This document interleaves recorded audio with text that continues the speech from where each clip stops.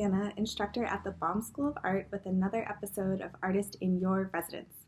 Today we will be making food collage portraits inspired by the artist Giuseppe Arcimboldo. Before we start with our art making activity, I want to learn a little bit about the artist we'll be inspired by today. So Giuseppe Arcimboldo was born in 1527 and he died in 1593 at 66 years old. He was born in Milan, Italy, and his father was actually a painter. Throughout his life, he did a lot of different types of art. He did stained glass, he did tapestries, he did even costume and set design, as well as drawing and painting. Today, he's most well known for his unusual portraits, which were arrangements of flowers, fruits, animals, books, and other everyday objects into a recognizable human face. So, this painting is one of Giuseppe's most famous works.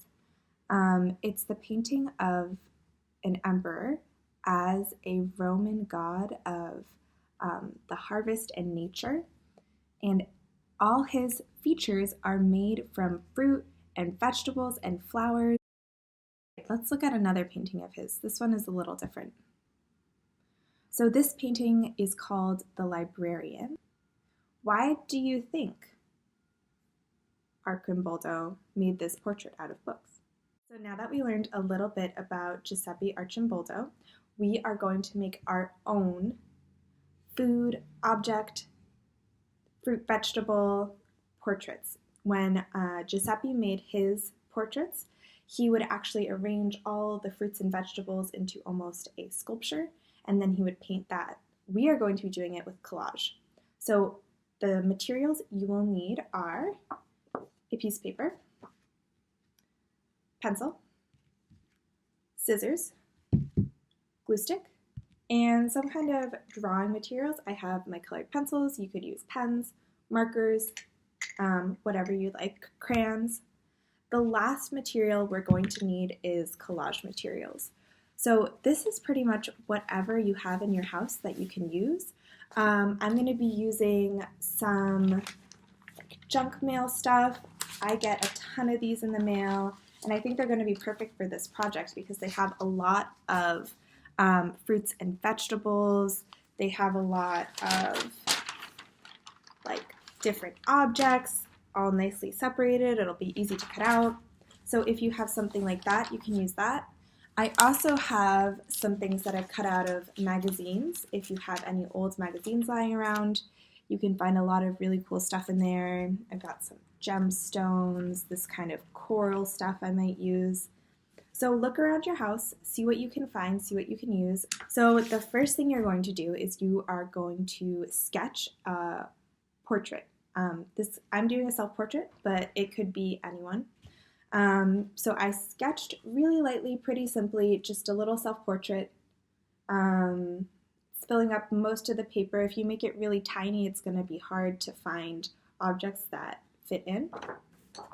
The next step is going to be looking through your collage materials and cutting out things that you want to use.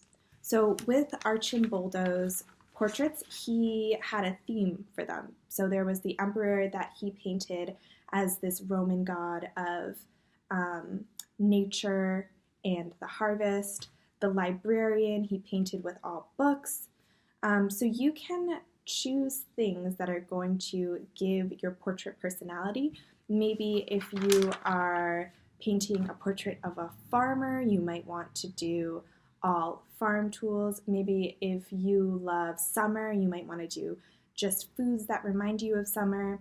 So think about the things you're using, what they could mean, and also think about where they could fit on the face. I'm looking at these flowers right here. Maybe one of these darker ones for eyes could be good.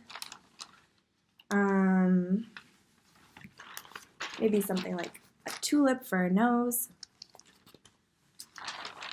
So that's what I'm going to do now. I'm going to look through my collage materials and cut out stuff that I might want to use.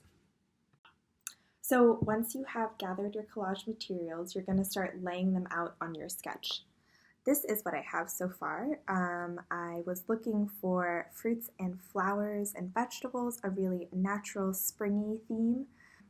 You're going to lay them out. Try and fill up as much of your sketch as possible. If there are little spots that you can't quite find something to fill in, what I suggest you do is you add a background to glue stuff on so it won't look as empty. So I'm going to find a skin color, and I'm going to color my sketch a little bit so that there's a background behind my collage materials. So I just finished adding a little bit of a background and gluing everything down.